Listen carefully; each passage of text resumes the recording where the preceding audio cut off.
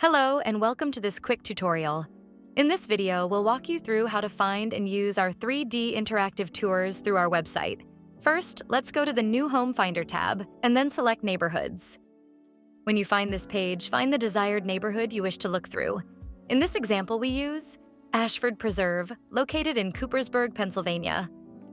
Then, scroll down to the Home Plan section of the webpage and find the home plan that you want to look through. If you scroll down, you will see a few options. In this instance, click the Interactive Tours button with the film strip icon. It will take you to the page where our 3D tour is located.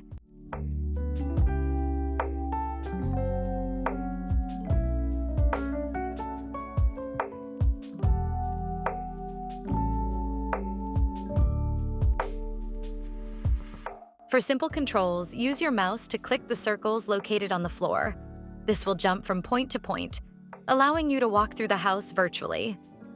You can also use the scroll wheel to zoom in and out. These are available on most home plans. Our newer home plans may not have one, which in that case, feel free to explore the interactive floor plans, which we went over earlier. Thanks for watching.